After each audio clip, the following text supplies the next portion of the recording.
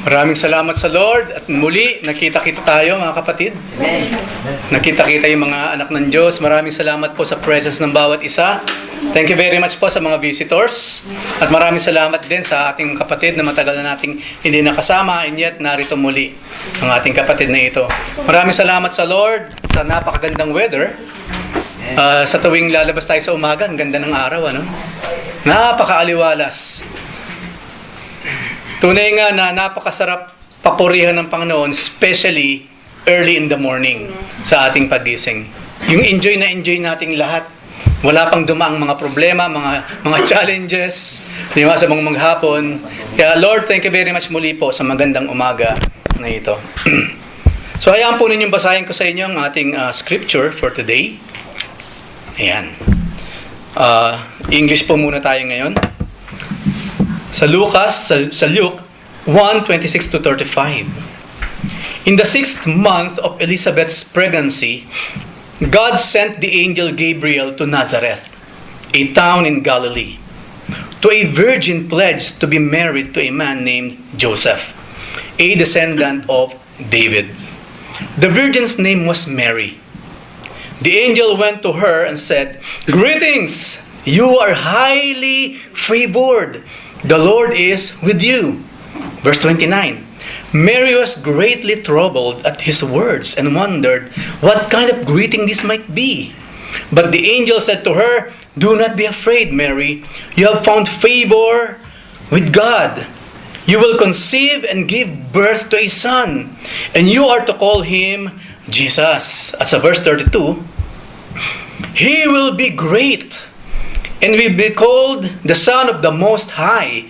The Lord God will give him the throne of his father David, and he will reign over Jacob's descendants forever. His kingdom will never end." "How will this be?" Mary asked the angel, "since I am a virgin." 35. The angel answered, "The Holy Spirit will come on you, and the power of the Most High will overshadow you. So the Holy One to be born will be called the Son of God." Di ba ang sarap ng pakiramdam nung merong babying paparating sa pamilya? Iba yung nararamdaman ng family kapag merong buntis, tapos malapit ng mga anak. Siyempre, pag lumabas yung bata, lalo pa. Iba kasi yung dulot na saya ng bata eh. Di ba? I think marami sa atin, half of our lives, lumaki tayo, may mga bata around us. Then few years of that life, biglang wala ng bata, naglakihan na. Then after few years, ayan naman, yung mga anak natin, yung mga pamangkin, mga manganganak din naman. So may mga bata na naman yun sa ating pamilya until we die. Until we die, magkakaroon po ng mga bata sa pamilya. Ang sabi sa Bible po, children are treasure from the Lord. Yes. Totoo po yung sinasabi nila, ang mga bata po, ang mga anak, kayamanang nagmumula sa Diyos. Children are treasures from the Lord. Kaya nga, gayon na lamang yung kinakailangan na ibigay na care. Loving care sa mga bata. Na hanggat maaari nga, sabi nga nila, ayaw natin padapuan ng lamok, di ba? O langaw. Ganon natin kamahal ng mga bata. Ganon yung concern natin sa mga bata. Asa ka lang paglaki, I believe one way or the other, ginagawa natin ang lahat para hindi makasagap ng hindi tamang influences yung bata. But then again, we will find ourselves napakahirap na pigiling makalasap, maka-experience na masamang ng bad influences ang mga bata. But if we are doing our part, then wala tayong pananagutan doon. As long we are doing our part, especially po sa mga musmos na ito. Gayunpaman, itong batang pag-uusapan natin ngayon, kakaibang baby po ito. Ngayon pa lamang sa ating binasa at mamaya po pag-uusapan pa natin. Kadalasan, pag merong batang pinanganak, hindi naman tayong tipong may sinasabi tayo patungkol sa bata, di ba? Ang sinasabi lang natin, napakapalad itong ng batang ito. Di ba? Napakapalad niya doon sa pamilyang yung lalaki. Napakapalad ng batang ito kasi alam ko, nakita ko yung paghahandang ginagawa ng kanyang mga magulang para sa kanyang paglaki. Hindi pa siya lumalabas, nag-iipon na yung mag-asawa. Nagtitipid. Nagiging frugal, nagiging practical. For what? Para yung bata lumaking merong merong sustenance. Especially sa sariling mga magulang. Diba? Sino sa atin yung nung lumabas yung bata na makita natin, pinredict natin yung future ng bata? Of course, mayroong mga nagsasabi, ay naku, sigurado ako paglaki niyan, doktor yan. Kasi iba, hindi ba, marunong lang mag-doktor. Dinodoktor niya maraming dokumento, pero hindi talaga naging doktor.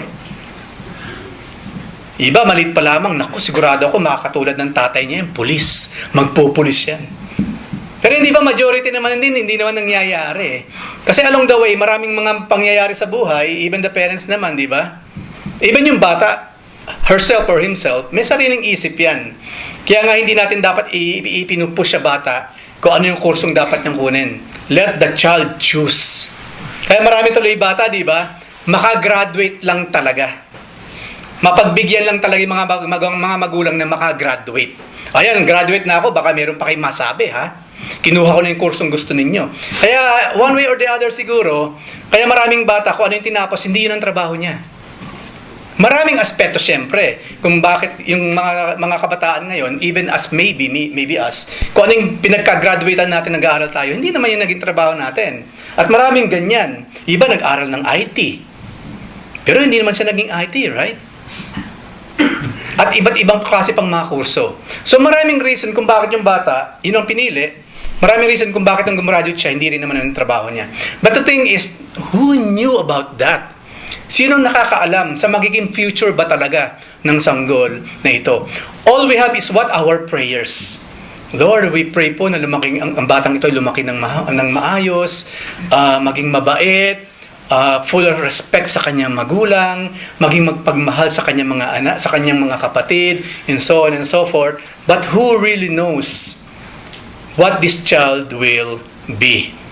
So, ganun din po sa ating binasa kanina, but this time, this is totally different.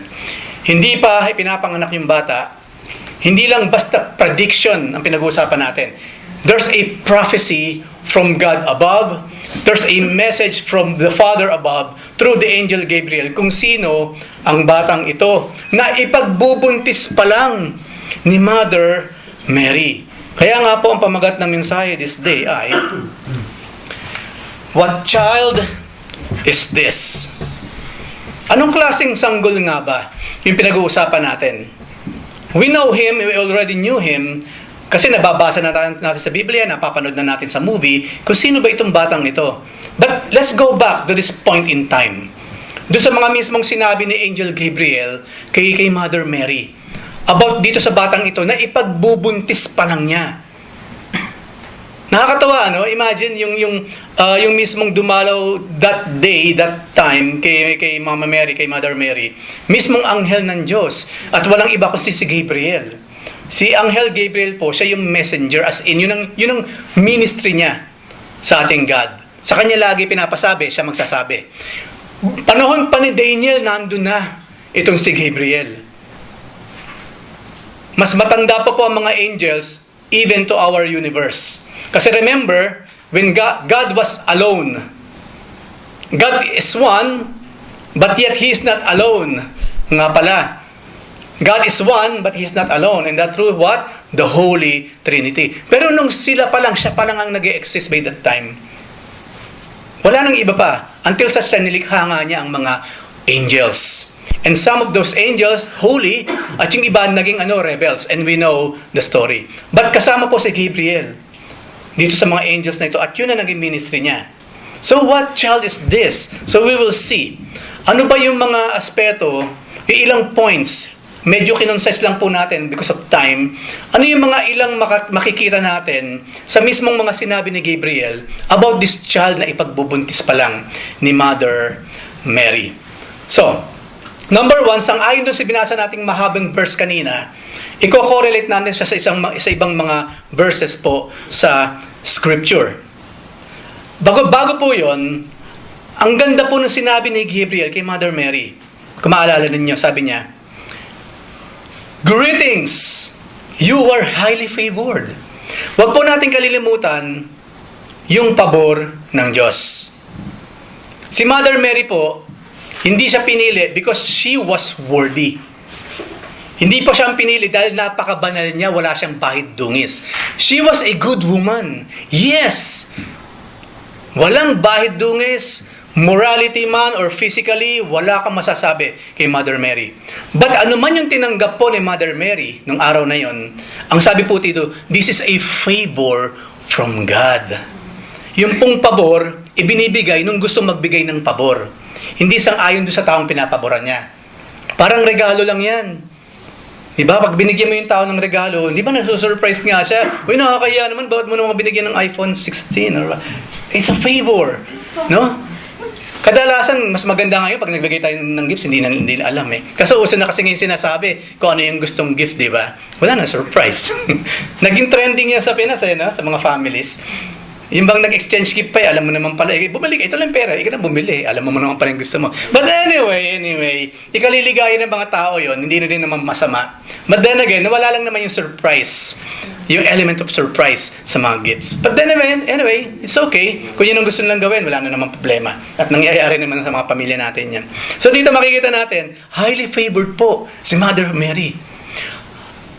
I'm telling you, merong Elizabeth, right? Merong Elizabeth. Mabuti rin po si Elizabeth. At marami pa mga babae by that time na katulad din niya. Na household lang, trabaho lang sa bahay, tumutulong lang sa magulang, napakabait. Marami. But then again, pero ang kaibahan po, yung favor kasi, doon talaga specifically binigay sa kanya ng ating Father in Heaven. Kaya nga sabi po sa 29, sa 30, do not be afraid, Mary. You have found favor with God. Again, sinabi, you have found favor with God. Kaya nga, ano yung pabor na ito ng Diyos sa'yo? Alam po natin, pag sinabing pabor, something positive. Di po ba? Pag binigyan tayo ng pabor, positive yun. Positibo. Pero this time around, parang positive ba yung pabor na ito ibibigay ng Diyos? Birhen ako, bigla ako mabubuntis. Imagine that. Imagine that. Kung ngayon kahit papaano conservative pa rin ang mga Pilipino, kahit papaano, mas lalo na nung araw, nung panahon nila. Hindi po basta-basta nabubuntis sa mga babae noon. Hindi. Meron pong binabato hanggang mamatay. And tapos, ito ba yung favor na ibibigay ng Father through Angel Gabriel kay Mother Mary? This is my favor for you. Mabubuntis ka. That's not positive kung tutuusin. It's not. Sabi nga ni Mother Mary, paano mangyayari? Virgin ako, wala naman akong asawa. Ni boyfriend, wala. Pabor po ba ang tawag sa ganun? Positive ba yun sa isip ng mga tao? Hindi. Of course, it's not. But then again, it was the Angel Gabriel na nagbigay ng mga salitang iyon through the power of God, the Father Himself. Kaya nga, di ba? After nito, ang sabi niya, huwag kang mag-alala sa pabor na ito ng Diyos. Why? Because you will conceive and give birth to a son at tatawagin mong Jesus or Jesus, yung batang yan. At alam natin, may meaning yung pangalang Jesus. Yung pong Emmanuel, yung meaning ng Emmanuel, saka yung meaning ng Jesus, iisa po yan. God with us. So yun yung bata ngayong dadaan sa sinapupunan ni Mother Mary. Siguro merong nagtatanong, bakit hindi lang siya gumamit ng sama na may asawa na, at least man lang, walang problema, may asawa na buntis, so hindi posible yun. Right? Kasi hindi pwede. Ang sabi sa Bible, it must be the Holy Spirit binanggit dito, na siyang magbibigay ng bata sa sinapupunan ni Mother Mary. This child is not of the flesh. Nasa John chapter 1 yan. It is the will of God, not the will of man. It is spiritual, not physical. It is not sexual. It is spiritual na klase ng conception. So, nakita natin, si Mother Mary Antimano, from being fearful syempre, she understood ano yung nagaganap sa kanya by that time. Pero siguro kung sa ating mangyayari ngayon yun, di ba? Lahat iisipin mo na. Patay. Paano ko sasabihin sa fiancé ko ito? Think about that. Si Mary kasi si Joseph, for 9 months, mamumuhay silang para lang mag-asawa. Wala nang iba. Para lang mag-asawa yun. Yung panahon na yun, for 9 months to 1 year, kinakailangan lang magsama. You know why? Kinakailangan, bago yung kasal, bago yung consummation, bago yung honeymoon, bakit kinakailangan sila magsama muna ng 9 to 1 year, kasama yung mga parents? You know why? Para mapatunayang malinis sila pareho. That's why. Tapos sa simula nung 9 months na yon, sa 1 year na yon, biglang si Mary, buntis. Imagine that today. Anyway, wag na pong magka-claim ngayon. Ito po, noon lang nangyari once in eternity, yung kay Mama Mary. Ngayon po, hindi na po pwedeng Holy Spirit ang bububuntis sa mga babae. So, wag na pong isipin, oy, pasensya ko na mahal ha, sa'yo to. No? This is from the Holy Spirit. Pambira ka, 2 years kang nandyan sa abroad, pagbalik mo, may bata, tas sa akin yan. Paano nangyari yon? Holy Spirit? So sa atin po, hindi siya lalapat. Kay Jesus Christ lang yun, saka kay Mother Mary alone. So ito yung bata, ito yung favor. Sa kabila ng, ang bigat kasi nun, ang hirap nun. Yung alam, magpaalam kang gusto mo nang mag-asawa, ang hirap eh. Di ba? Naku, paano ko yung sasabihin sa nanay ko to, na gusto ko na mag-asawa? Ang hirap nun. Me myself, naranasan ko kasi yun. Tagal. Hindi ko munang nagsasampay muna siya doon. Siguro mamaya na pagtapos magsampay. Mamaya na siguro after magluto or what. Mahirap magsabi sa magulang na gusto mo nang mag-asawa.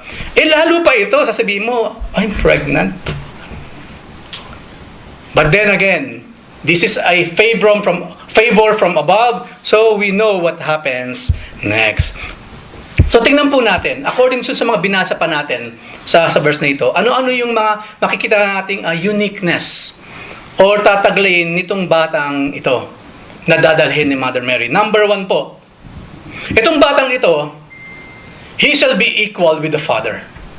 Kasi alam na natin, hindi si Joseph ang ama. At alam din naman po ninyo yung kwento, di ba?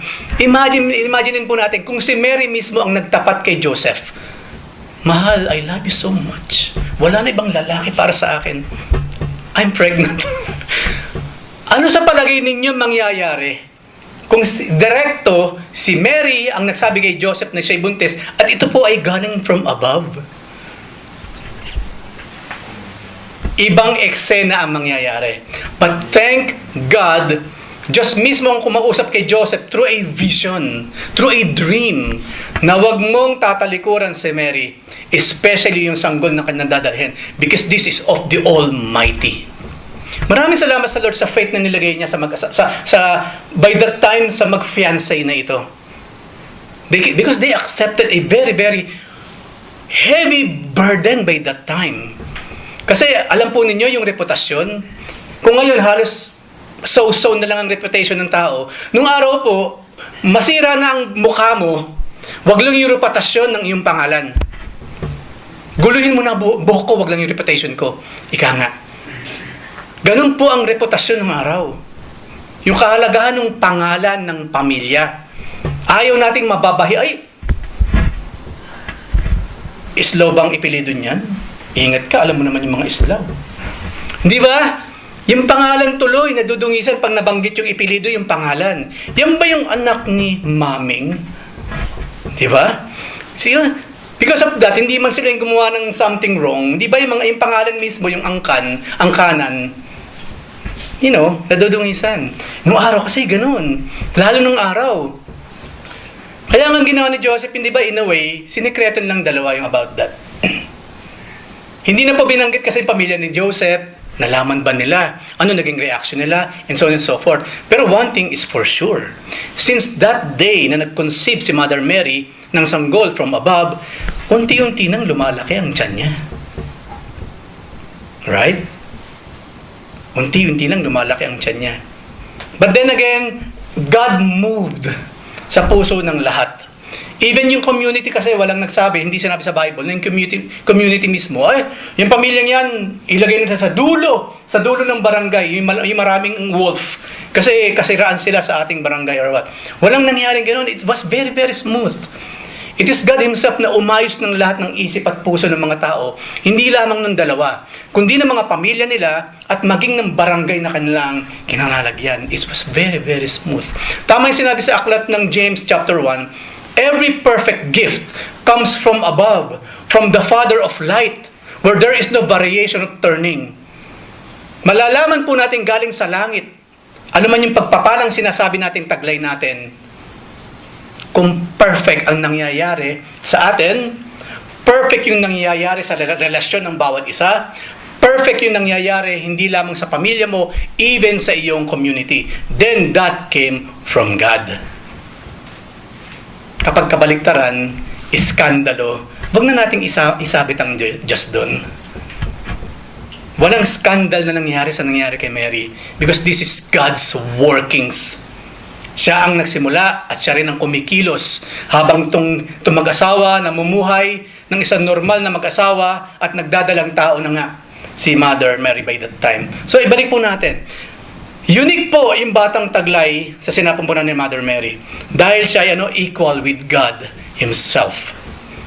John 10:27-30. Why? Because the Lord Jesus Christ, siya mismo nagsabi kung sino siya sa harapan mismo ng mga Pharisees. Kumbaga ngayon dito, sa harapan mismo ng mga mutawa, sabi niya, my sheep hear my voice, and I know them, and they follow me. Ang mga tupa raw talaga ng Diyos, yun talagang mga pag-aari ng Diyos, sumusunod sa Diyos. Napakadali, napakasimple. So, sabi ng Lord, I give them eternal life, and they will never perish. And no one will snatch them out of my hand. They are mine. Ang kapwa-tao pwede nating agawan. Ang mga bata nag-aagawan ng pagkain, ng candy. Tayo mismo, one way or the other, mahilig tayo mga agaw ng pag-aari ng iba, right? Katatanda na natin mga tao. We gustong-gusto natin kumuha ng mga bagay na hindi naman sa atin. Hindi po yun uubra sa Diyos. Ang sa Diyos, sa Diyos.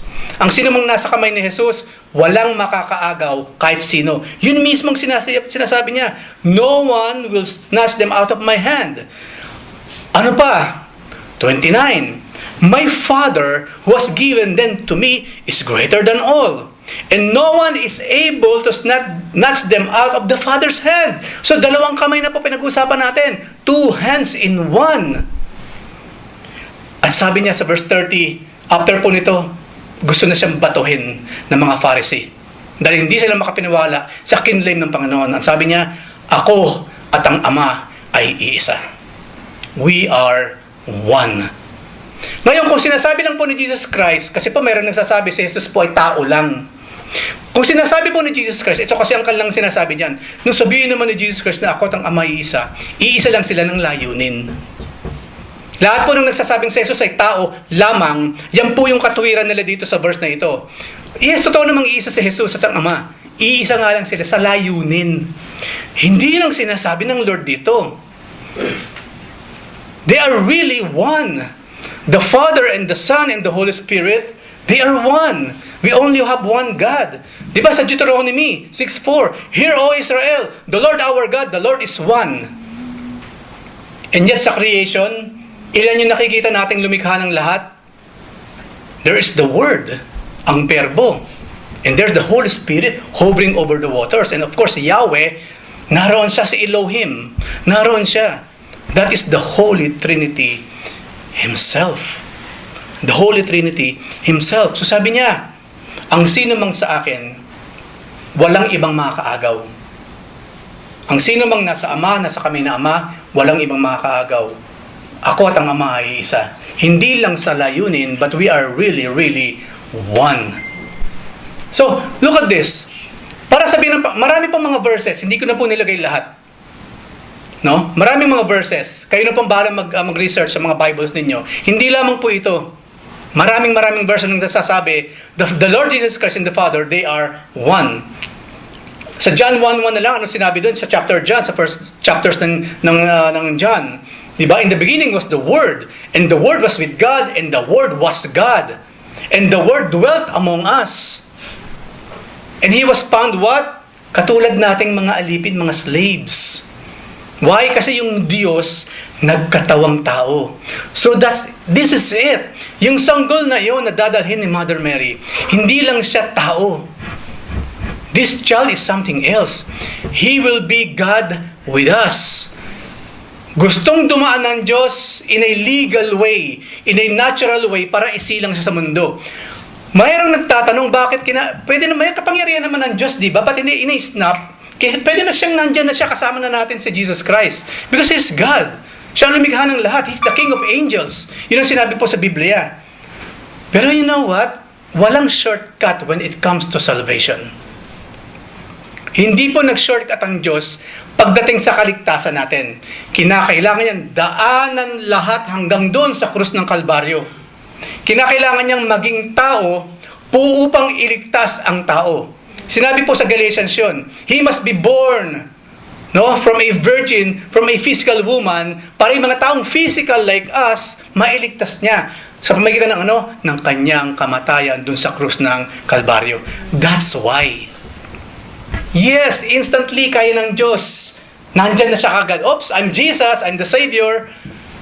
But hindi. Nakita niyo yun? Ang Diyos walang shortcut pagdating sa atin. Pagdating sa kaligtasan natin, walang shortcut. Pagdating sa pagpapala para sa atin, walang shortcut. Kaya wag din po nating shortcut ang Diyos. He gave all the time in the universe, in eternity, for you and me. Kaya ang oras natin, wag na naman yung tipong wala na kasing oras, ito na lang ng lalabi, ibibigay ko sa Panginoon. That is unfair. That is unfair. God gave us all the time. Yung mismong kanyang panahon, yung kanyang pagka-Diyos. Nagkatawang tao siya for what? For whom? For us. Kaya wag piraso na lamang ng ating oras ang ibinibigay sa Diyos. Kasi binigay niyang lahat sa atin. Oras na pinag-usapan, lahat ng oras ko sa iyo, anak. But what about you? What about us? Kung ang Lord mismo ang tatayo rito, ikakatwiran ba natin yung mga trabaho natin sa Kanya? Anak, Alfonso, bakit wala kang oras sa akin? Ibinigay kong oras sa iyo, even my life. Pero bakit wala kang oras naman para sa akin? You will tell, sasabihin ba siya, kasi Panginoon, busy kasi ako, Lord. Nagkasakit kasi uli ako, Panginoon, ng Friday. Sa harapan ni Hesus Kristo, magagawa ba nating mga tuwiran o hindi? Sabihin ko sa inyo, hindi. Hindi. Sabi nga natin, kung wala kang time sa Lord, paano kang Panginoon dumating? Ang sabi niya, at humingi ka ng tulong, di ba? Nagkasakit ka na naman, nagka-COVID ang pamilya, or what? Lord, help us now. We need help now, Lord. We need healing now, Lord. Biglang sumagot ang Panginoon, pasensya na anak, I have no time. Ano mararamdaman mo ngayon? Kung ibabalik ng Diyos sa atin, yung attitude, yung character na ipinapakita natin sa Kanya. Ganun kapag nagkasakit tayo, grabe tayo manalangin, hihingi pa tayo ng panalangin para mula sa iba. I mean, look at that. Kumbaga maging sensible naman tayo. Maging sensitive naman tayo sa nararamdaman ng Diyos about this. Because Jesus Christ, hindi lamang siya name tag na idinadagdag natin sa ating mga damit kapag tayo naligtas na or naging born again. Hindi yung tipong, oy, born again na ako, Christian na ako. And then we will live our lives katulad ng dati. At minsan nagiging mas masahol pa. Christianity is not a name tag. Hindi siya sticker. Hindi siya stamp. Para magawa natin yung gusto pa rin natin gawin. Habang kiniklaim natin, we are Christian now. Or binago na ako ng Panginoon ngayon. Or born again na ako ngayon. No. That is disrespect sa ginawa ng ating Panginoon, sa pagiging Diyos ng ating Lord Jesus Christ. So, this child is the most important child throughout eternity. Because this is the first time, it will never happen again, that God came and became flesh for us. Minsan lang sa eternity mangyayari yan. Huwag nating sayangin. So number 2, ano pa yung kaibahan nitong batang ito? Bukod sa Diyos na nagkatawang tao, nung magkatawang tao siya, He became a man. 100% man. So naintindihan na po ba natin, the Lord Jesus Christ is 100% God. There are hundreds of verses sa Biblia na nagsasabi, Jesus Christ is God na nagkatawang tao. So 100% God po ang ating Panginoon. Number 2, Of course, parang hindi sa unique. Pero naging unique siya. Why? Kasi nga Diyos siya, tapos nagkataong tao. I'm telling you, that is impossible. Kaya marami pang hindi naniniwalang si Jesus, ang ating Panginoon ay Diyos. Because, number one, disbelief. Number two, wala silang faith. Pangatlo, it doesn't make sense. It's impossible for them. Diyos nga paano nga Diyos magiging tao? They cannot understand. But I'm telling you, it happened. With God, all things are possible. Number two, He was born of the Virgin Mary. Birhen si Maria by that time. Nagbuntis. Doon pa lamang imposible nang mangyari yun. Only God can do that. And to make the story short, ayan na nga. In a natural process, mula sa single cell, dumami mga cells, nabuo, nagkaroon ng kamay, ng puso. Dumaan sa ganung proseso ang Panginoon. Imagine that. That's wonderful. That's far more than wonderful na siya mismo naranasan niya yung talagang naranasan ng kanyang mismong nilikha. It's wonderful. So, ang sabi po sa 1 Timothy 2:5-6, maraming verses sa Bible na sabing, yes, naging 100% na tao ang ating Panginoon. 1 Timothy 2:5-6, sabi dyan, there is one God, and there is one mediator between God and men, and that is the man, Christ Jesus. He gave Himself as a ransom for all, which is the testimony given at the proper time. Kinakailangan niya magkatawang tao kasi sino pa ba ang pwedeng pumapel dun sa papel na ginampanan ni Jesus Christ? Sino? Sinong pwedeng maging karelyebo or kapalit ni Jesus sa ginawa niya for us? Sino? Tell me. Moses? Si Moses ipinanganak sa flesh. Hindi pwede. Dala niya yung sinful nature ni Adan. Hindi pwede. Si Abraham, hindi rin pwede. Doon na lang tayo magstay. Maraming reason kung bakit hindi sila pwede. Pero isa lang ibibigay ko. Lahat ng nagmula kay Adan, hindi pwede. Why? Because of the sinful nature na nananalaytay sa kanilang mga dugo. So yun na lamang, marami pong reason kung bakit hindi pwedeng tao. Hindi pwede si Abraham, hindi pwede si David, hindi pwede silang lahat ng mga banal ng Diyos ng Old Testament. Hindi sila pwede because why? Nananalaytay sa kanilang mga dugo.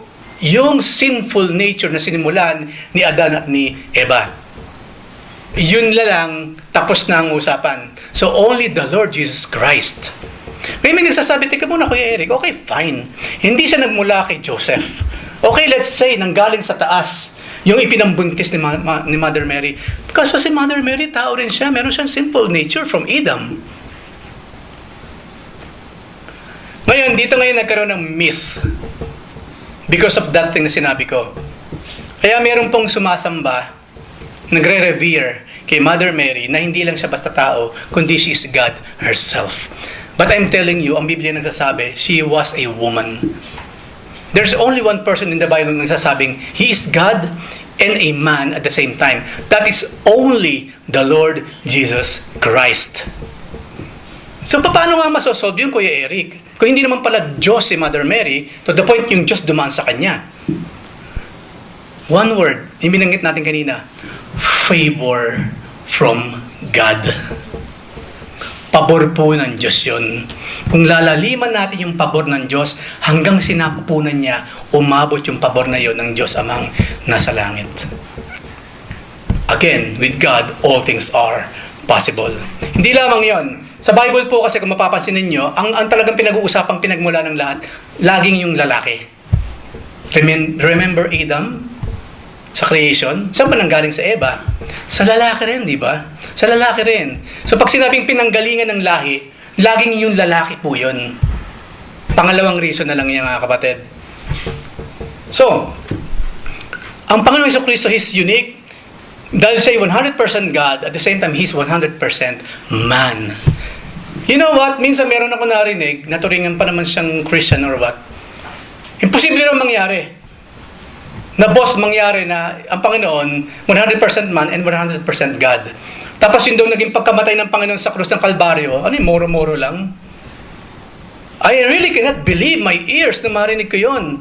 Bakit mo sasabihin moro-moro yung ginawa ni Jesus Christ sa krus ng Kalbaryo? You are going to heaven pa nga kung talagang papunta ka ng heaven because of that. And yet, may mga taong ganun po, they don't understand. Ang tatagal ng mga Kristiyano, pero they cannot understand this. Ang tangi po natin dapat ginagawa when we are reading the scripture, we must yield our mind, our intellect sa sinasabi ng Biblia.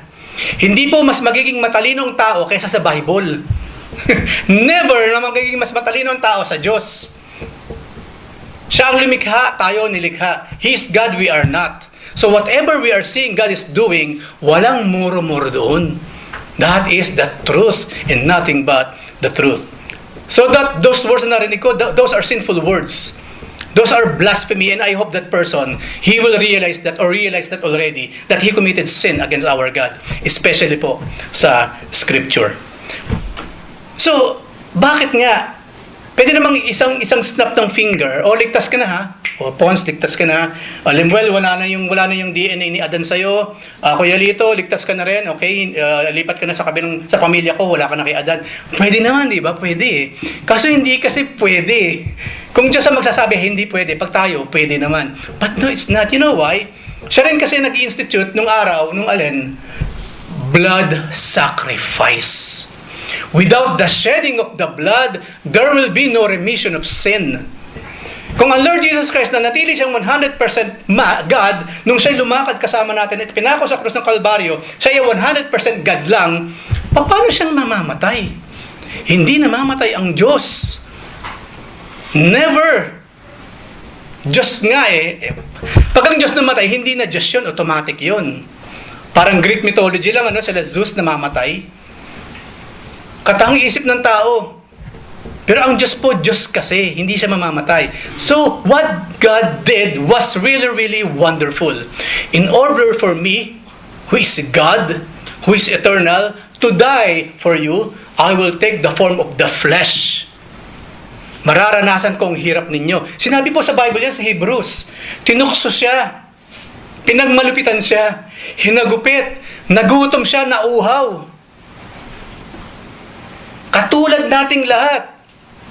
Pag nasugatan po sa Lord Jesus Christ habang siya nagmamartilyo dahil siya karpentero, magdudugo po siya. Because He was what? 100% man. Why? So that He may suffer and He can be a sacrifice by what? By dying for us. Only the flesh can die. The spirit cannot. And God is spirit. God cannot die, number one, because He is eternal. Number two, because He is spirit. Pero the Lord Jesus Christ in the flesh, God in the flesh died because of that body na dinala niya sa krus ng Kalbaryo. Ulitin ko po, without the shedding of the blood, there will be no remission of sin. So wala aging shortcut. That's what's good with our God. Walang shortcut pagdating sa atin. Anything for you, walang shortcut. Anything for you, walang instant. Tayo kasi instant noodles, di ba? That instant na kasi instant wife, instant husband, instant boyfriend, instant friends. Pag tinignan mo yung Facebook mo, ilan ang friend mo? 2 million ang friends mo. Ganyan ba talaga karami yung friends mo, kapatid? 2,000 ang friends mo. Ganyan ba talaga karami ang friends mo, kapatid? 2,000? Even the word friends, nawala na ang essence. They are not really friends. Come on. Dinagdag mo lang sa friends na kaagad. Alam naman siguro natin yung tunay na friends, right? Ang tunay na friends, kausap mo, kasama mo, nararamdaman yung isa't isa. You are together. You are bonded together. You have, ganun yun yung friends. Someone who cries with you, who laughs with you, kasama mong nanonood ng sine, kumakain sa restaurant, lagi nagpapalibre. Yun ang friends. Even the word friends, wala na yung tunay na meaning. Ang dami ko ng friends. Come on. Hindi mo talaga friends lahat yan. And you know what? There's only one that we need, kung tutusin. And that's our friend, the Lord Jesus Christ. Okay, 2,000, 3,000 ka mong friend mo. Paano yung one friend na kinakailangan mong meron ka? The Lord Jesus Christ, friend mo ba siya? Pwede natin sabihin, yes, friend ako ni Jesus Christ. Pero tanungin natin ng Lord, Lord, friend mo ba to? Alam niyo po ba kung sinong unang nag-offer ng friendship? Ang Lord ang unang nag-offer ng friendship, hindi tayo. Siya ang tumatanggap. No, siya yung nagbibigay. Ang sa atin lang, okay, fine. Sumagot ng yes. Right? Sa chapter 15 ng John, nung gabi bago siya mamatay. Mula ngayon, hindi ko na kayo tinatawag na alipin. Now, I am calling you friends. No greater love is this na isacrifice ng kanyang kaibigan ang kanyang buhay para sa kanyang kaibigan. Iyon ang tunay na friend. The Lord Jesus Christ. Kung wala po sa 2,500 na friends ninyong Panginoon, you're missing the whole universe. 2 million man ang followers mo sa Instagrams. Yumayaman man sa Instagram o sa Twitter o sa TikTok yung mga yan, kung wala ang Panginoon doon, they miss the eternity. They miss the universe. They miss everything in their lives. And they will miss heaven. Me, I'm really annoyed. Ang dami ko nakikita mga ganyan. Na wala namang kinalaman bakit ito nagpa-pop up. Bali pa yung mga nakikita ko, wala namang saysay. Wala namang heavenly value. Walang spiritual value. Walang moral value. Kung kailangan mo ng kaibigan, si Jesus ang kaibiganin natin. His offer stands. His offer stands. Many times, mula pagkabata hanggang yun, nire-reject natin ang friendship ni Jesus Christ. Meron pang time. No? Accept the friendship of the Lord. Siya lamang yung friend na kaya magdala sa atin sa langit. Wala nang iba pa. Yun yung batang dinala at dadalhin ni Mother Mary. It's such a wonderful child. And of course, number 3 po, yung bata po holy.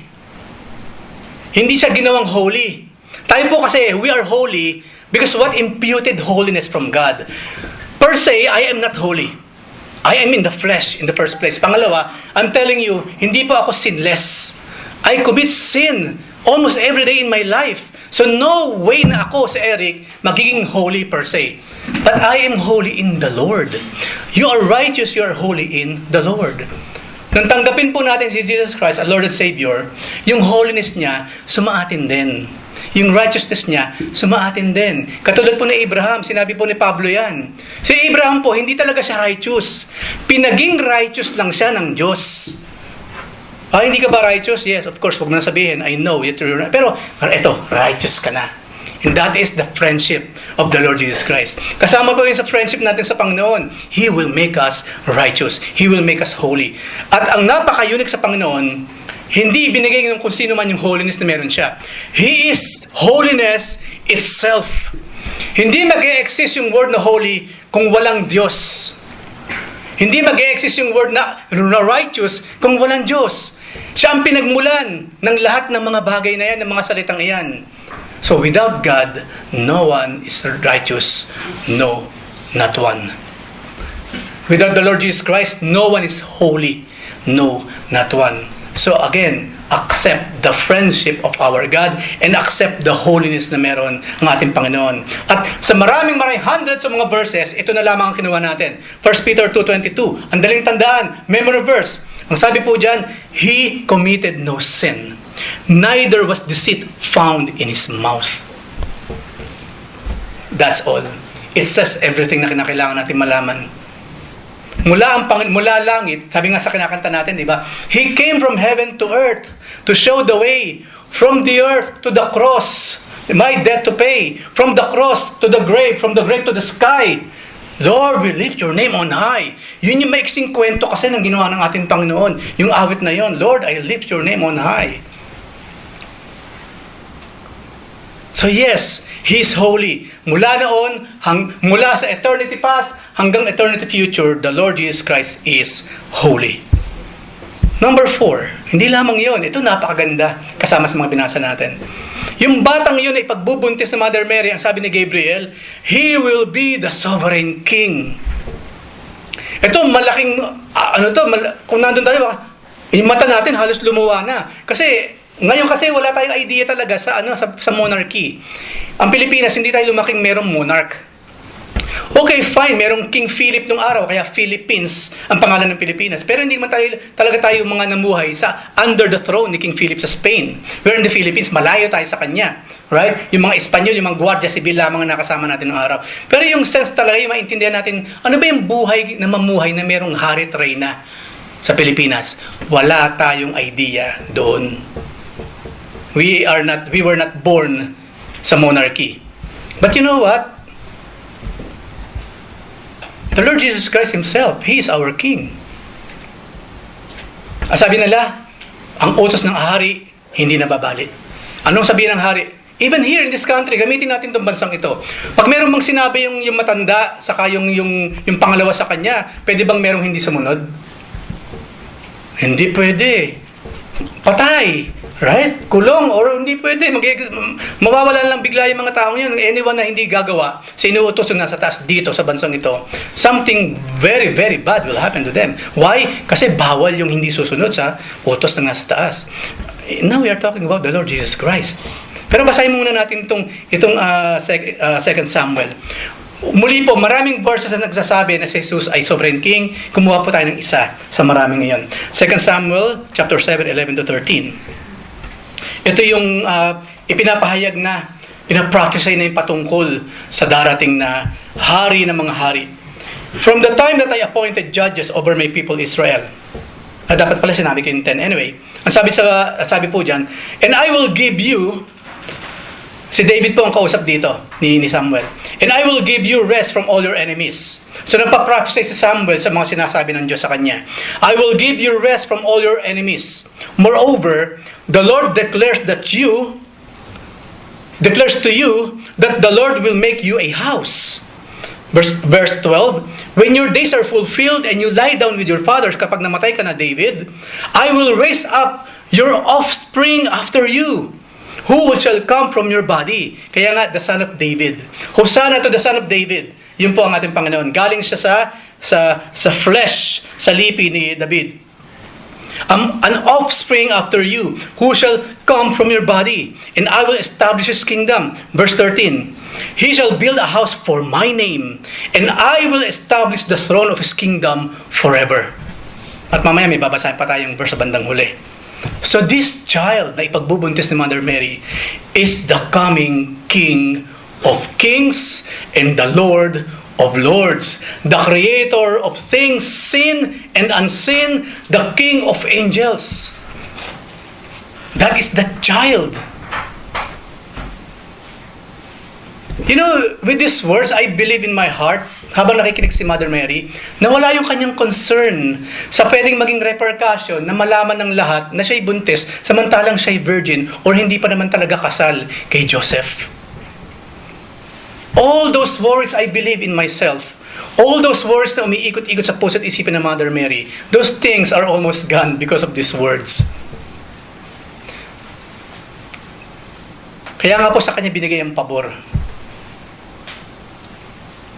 Sabi nga di ba doon sa iba pang mga salita ng anghel sa kanya, sabi doon, blessed are you among women. Di ba? And blessed are the child in your womb. Ang ganda ng naging karanasan po ni Mother Mary sa araw na yan. Kung paano siyang magandang example noon, siya'y mananatiling magandang example sa atin sa ngayon. At ang maraming salamat doon sa favor na yun na binigay ng Panginoon sa kanya, we are also here now. Nakikinabang sa pabor na yun na nagsimula noon hanggang sa panahon natin sa ngayon. She is really blessed. She's really blessed. So He will be the sovereign king. But you know, ang catch dito, nung pinanganak naman Panginoon, nung lumalaki siya, hindi naman siya talaga royal, di ba? Wala namang kumilala sa kanya kabilang royal eh. Naging karpentero nga siya eh. At yun ang naging dahilan nga kung bakit maraming tao naguguluhan sa kanya. Sabi mo, ikaw ang king, and this is your kingdom. Asan yung kingdom mo? Hindi lamang yun. Kung talaga ikaw ang king, bakit ka dyan pinanganak sa sabsaban? Di ba dapat doon sa royal panganakan? Lahat po ng expectation ng tao, binaligtad ng ating Panginoon. You know why? Hindi po mahalaga ang masasabi natin. Hindi po mahalaga. yung mararamdaman natin, hindi po mahalaga yung iisipin natin. Basta't ang mahalaga sa lahat kung ano ang kalooban ng Diyos. Kasi puro negative yung lumabas nun by that time. Kung talaga ikaw ang hari, asan ang mga ano mo? Asan ang knights? Nasaan yung kayamanan mo? Asan ang royal robe? Where are those things? Kasi yun ang isip ng tao. Pawang makalaman. Materialistic. Lahat ng yan, hindi ganyan ang Diyos. Tayo lang naman ang ganyan eh. Ang Diyos hindi. Kaya binaligtad lahat ng Panginoon. Ano mang expectation ninyo, hindi nyo makikita, hindi nyo maririnig. This will be different. This is in accordance to my eternal will, to my sovereign will. At yung nga po ang nangyari sa araw na ito. So, ang Panginoon Jesucristo, by that time, nung siya nasa sinapupunan, ipagbubuntis pa lang ni Mother Mary, siya yung king na hinihintay ng lahat. Yung hari, yung royal na magliligtas sa bayang Israel. And we know the story, right? Hindi lang kinilala. Hindi lang kinilala. Ganun naman talaga eh. One way or the other, experience din yan ng mga bagong mga Kristiyano. May mga newfound faith sa ating Panginoon. Pag nalaman niya na iba, minsan hindi mo na pinapansin, ini-snub. Pero later on, they will know the truth. Especially kapag yung Holy Spirit mismo ang kumikilos at nagko-convict sa kanilang mga puso. And number 5, second to the last, itong sanggol na ito na pagbubuntis ni Mother Mary, He would be the Savior. Matthew 1:20 and 21. Ito na ngayon si Joseph. Ito yung usapan natin kanina. Kasi nalaman nga niya.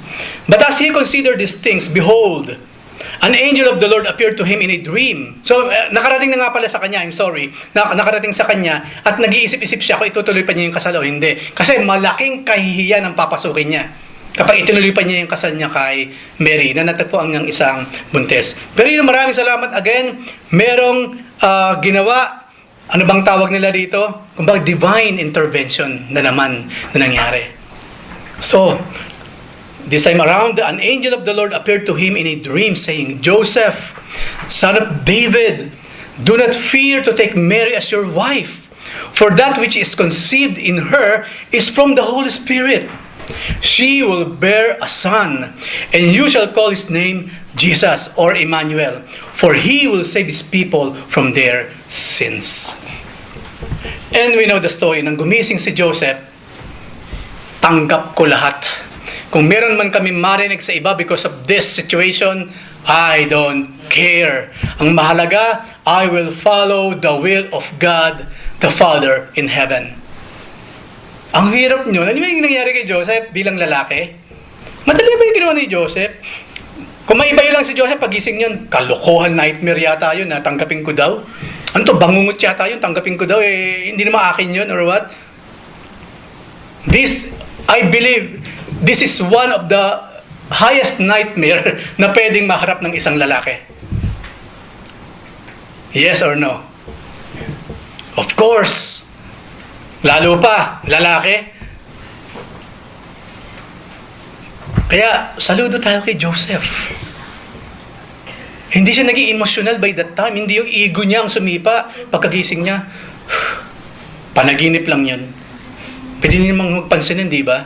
Bunga lang yun ang matindi kong pag-iisip patungkol doon. Kinakalmante lang ako ng aking subconscious nung habang ako'y natutulog. Pwede naman ganun, di ba? Pero then again, kung Diyos talaga yung nakipag-usap sa kanya sa dream, may conviction. Merong very, very strong conviction of the Holy Spirit. Kaya nang gumising siya, ang tunay na lalaki, tatanggapin yung ginawa ng Diyos. Amen. Mismo doon sa kanyang asawa. Right? Kaya si Joseph po napakatahimik. Halos hindi nga nagsalita si Joseph sa Biblia eh. Di ba? Siguro tingnan niyo lang natin next time sa Bible natin. Ano ba yung mga words na lumabas mismo sa bibig ni Joseph? Si Mary kasi meron eh. Elizabeth meron. Zacharias meron. Si Anna meron. Pero si Joseph, tingnan niyo na lang. Kung merong lumabas na isang praise man lang mula kay Joseph. Pero ang pinakamahalaga, even though Joseph was a man of few words or no words at all, sumunod siya sa sovereign will ng Diyos. At now, nalaman niya ng batang ito, hindi ko siya basta anak lang in the flesh. He is my Savior. Siya ang magliligtas hindi lamang sa akin, kay Mary, sa pamilyang ito, kundi sa buong mundo, sa lahat ng kalalawang ipanganganak sa mundong ito. So yun po yung bata na dinadala o dadalhin ni Mother Mary. At panghuli po, number 6. He is the author of destiny. Kung paano sinabi sa Hebrews ng Panginoong Jesus, siya yung author and the finisher of faith, even our destiny, He is the master of our destiny. Why? Sinabi mismo diyan kay Simeon, nag-prophesy by that time sa Simeon, Luke 2:34 and 35. Sabi po, then Simeon, nung makita, kasi dinedicate nila yung bata di ba? Yun po ang biblical. Okay? Yung pong child dedication, biblical po yun. Why? Nakita natin mismo, ginawa kay Jesus Christ. Nung dalhin sa templo yung bata, nung natuyo na yung puso niya after 8 days or 7 days, di ba, dinala siya doon, pinaresenta sa templo, sa Diyos mismo, sa Ama. At ito ngayon si Simeon, nung makita yung bata, no, sa harapan mismo ng mag-asawa. Then Simeon blessed them and said to Mary, his mother. Ang saya-sayang pakinggan ito para sa isang ina, no? This child is destined to cause the falling and the rising of many in Israel, and to be a sign that will be spoken against. Maraming sinabi ang Panginoon, they don't like it. They don't like it. Anyway, sabi pa dyan, so that the thoughts of many hearts will be revealed, and a sword will pierce your own soul too. Itong batang ito, napag-aralan natin last time sa nakarang mensahe ng Panginoon. Siya yung cornerstone. Siya yung panulokang bato mula sa langit na nireject ng tao. Why? Kasi lahat ng sinasabi niya against man. Lahat ng sinasabi ng Panginoon, napaka-unlikely sabihin kung tao lang yung kausap mo. Kaya ayaw nila sa Lord, ayaw ng mga Pharisee kay Jesus Christ, ayaw ng mga scribes kay Jesus Christ, ayaw ng mga Sadducees kay Jesus Christ, ayaw nila kay Jesus Christ, even the royal court. Kasi ang Panginoon pag nagsalita, totoo. At nasasaktan sila kapag nakakarinig sila ng totoo. Parang tinutusok ng sibat ang kanilang mga puso. Sa salita pa lamang natin, Panginoon. Well, literally, it will happen in the end of days, right? Sa Book of Revelation, sa Armageddon, parang tabak. Parang tabak na nagliliyab ang salita ng ating Panginoon na pupuksa sa lahat ng hindi kikilala sa Kanya bilang Lord and Savior. So yun na yung bata. Nakita ninyo, hawak ng Panginoon yung pagtaas o pagbagsak ng lahat. Everything nasa kamay po ng ating Panginoong Hesukristo. Ulitin ko po, gusto niyo ng kaibigan, hindi kayo iiwan, ipababayaan man? That is the Lord Jesus Christ. Gusto niyo ng kaibigang marunong magpagaling? That is the Lord Jesus Christ, our great healer, our great physician, our Jehovah Rapha. Gusto niyo kaibigang laging pinapainom? Hindi ng alak. That's the Lord Jesus Christ. That is what? The water, which is the Holy Spirit. Ang sabi niya, I will give you water, at yung tubig na bibigay sa inyo, sa inyo bumabalong. Hindi siya matutuyo, hindi na kayo mauuhaw kailanman. He is the best friend ever. Why? He is also the author of our destiny. Ang sabi nga sa Biblia, ang Diyos daw, bago pa niya nikhain, alam niya na ang ending. Masisisi ba na ng Diyos sa kanyang kapangyarihan? Diyos siya ano naman kung hawak ng Diyos ang simula at wakas ng ating buhay? Diyos yun magrereklamo pa ba tayo doon? Huwag na nating isingit ipilit ang ating mga free will. When we are talking about God, kalimutan mo ang free will mo. God's will ang dapat nating iniintindi. Ngayon kung tayo, may problema tayo sa God's will, bakit meron bang gagawing mali ang Diyos sa buhay natin? Magkakaroon ba siya ng maling desisyon sa buhay natin, mga kapatid? Tell me. Pero bakit may mga tao, ayaw na ayaw maririnig na God is sovereign even sa ating personal will? Why? Kung ilalagay niyo sa akin ang will ninyo, please don't. Malaking possibility one day magbibigay ako ng maling mga salita, maling advice sa inyo, lalo kayo mapapahanga. You know why? Because we are men, we are women, we are humans, we are bound to commit sin and to make mistake. Pero ang Diyos kasi hindi. God is more than perfect. Hindi mag-e-exist yung word na perfect kung walang Diyos. He is the full embodiment of perfection itself. So, ano ngayon ulitin ko po? Bakit pa natin kinakailangan ipaglaban ng ating free will kung pinag-uusapan natin naman yung perfect sovereign will ng Diyos? That is something for me hindi ko maintindihan. There are many people nagbabasa ng Biblia pero pagdating dito, ayaw. Nagagalit, paano ang aking free will? Paano ang aking free will? Come on. Alam mo naman kung saan ka dinala ng free will mo, right? Saan ba tayo laging dinadala ng free will natin? Kapahamakan, paggawa ng kasalanan, tapos pag sinabing isusuko natin ang free will natin sa Panginoon, sa Diyos na author ng ating destiny, ayaw, galit pa. Maaring mali ang pagkakaunawa, kakilala lang sa Panginoon. Walang ibang will ang Diyos, kundi pawang kabutihan. Kapakanan natin. To the point, ang sabi ng Panginoon, John chapter 14, pupunta na ako sa Ama para ipaghahanda ko na kayo ng inyong matitirahan doon. Nang sa ganoon, one day, kung saan ako naroon, nandun din kayo. I want to be with you forever, anak. Yun ang will ng Diyos. May problema ba doon? Anong problema doon? Walang problema, mga kapatid. The problem is us. The problem is this. The problem is our sinful nature na even will of God, ayaw natin. You know why? Number 2, kung bakit ayaw ng tao sa will of God. Kontra kasi sa gusto yung mangyayari. Kontra eh. Right? Ang katotohanan po, laging kontra sa paggawa ng kalokohan. I'm telling you, that's why ayaw. Hindi man niya naaminin by face value, pero at the back of their minds, that is the reason. Ayaw ko kasi na merong nakikialam sa will ko. Gusto ko, bakit ba? Anong pakialam mo? Masarap eh. Tell me, yun ang katwiran ng tao, di ba? Bahala ng bukas, basta ngayon masaya ako. Tell me, totoo hindi. Ganun ang kaisipan ng tao, di ba? Ang mahalaga ang mga tao, ang mahalaga yung ngayon lang. Yung sarap na nararamdaman ngayon lang. Paano na yung bukas? Paano na yung buhay ng iba? Right? Kaya ayaw sa will of God. Ayaw tanggapin na siya ay under sa sovereign will of our Lord Jesus Christ. So lahat po ng mga bansang yan, sabi nga po nila, kingdoms rise and kingdoms will fall. Kailan lamang yung pinakamakapangyarihang bansa, kailan lamang sila talaga yung pinakamakapangyarihan. Ngayon nakikita niyo, humihina na rin, di ba? Yung mga mahinang bansa, sila naman unti-unting lumalakas. Maybe 50 years from now, 30 years from now, ibang bansa na ang pinakamakapangyarihan sa planetang ito. Because yun po ang history ng mankind. Nations rise and nations will fall. And that is in the hand of our Lord Jesus Christ. Because He is the master of everybody's destiny. So be friend of our Lord Jesus Christ. So lastly po, mga kapatid, panghuli. Last 2 verses. Sa kabila po ng mga pinag-usapan natin kanina, our Lord Jesus Christ is far, far above our own understanding. Ano yung napag-usapan natin ngayon? Ano pa yung mga napag-usapan natin dati?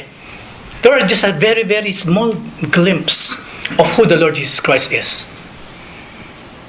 At since napakakonti pa lang kung tutuusin nung nalalaman natin about the Lord, then it's about time for us to start a relationship with Him.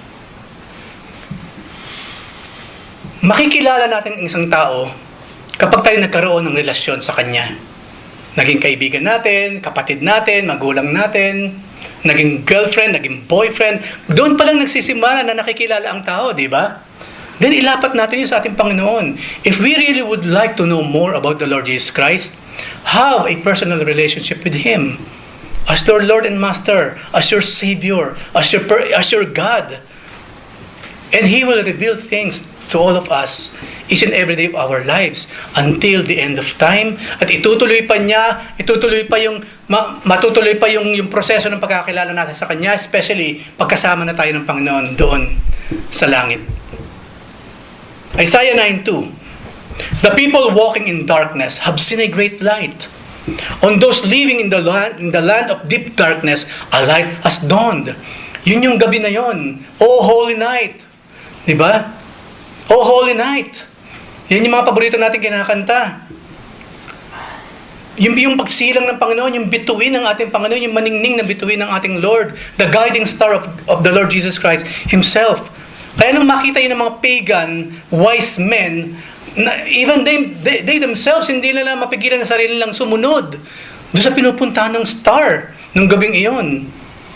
Kasi ganoon ang kapangyarihan ng Lord. Once we see the star of our Lord Jesus Christ, para tayong mga gamo-gamo. Alam naman natin mga gamo-gamo, di ba? Mga naaakit sa liwanag. And I do pray all of us here, kung hindi pa nangyayari, soon, mangyari sa atin na we see the light of the Lord. Because hanggat wala yung liwanag, and that is the Lord Jesus Christ in our lives, we will remain in the dark.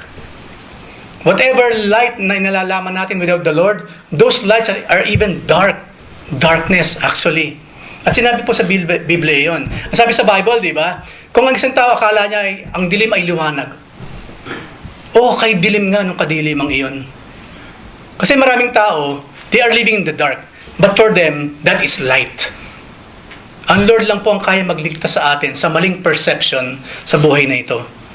Ang Lord lamang makapagligtas sa atin upang makita natin yung tunay na liwanag at makita natin yung dati natin kinalalagyan para sa kanyang kapurihan. Isaiah 9:6, kaya nga sabi po dyan, hindi pa nangyayari.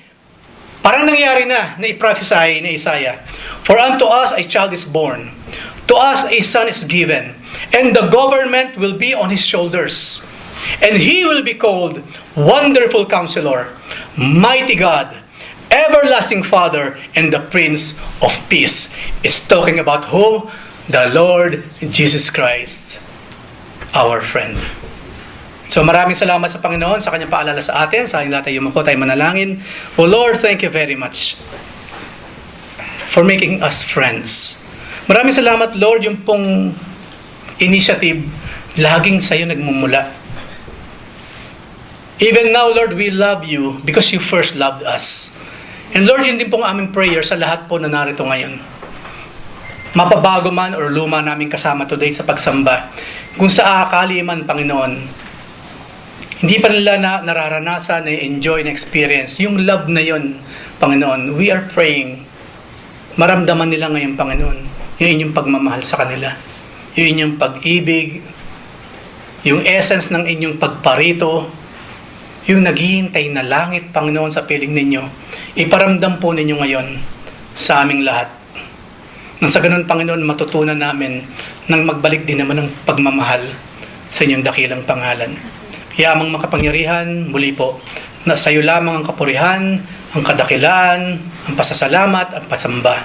Ito pong aming samudalangin in the name of your Son, Jesus Christ, our Lord and Savior, and through the guidance of your Holy Spirit. Amen and amen.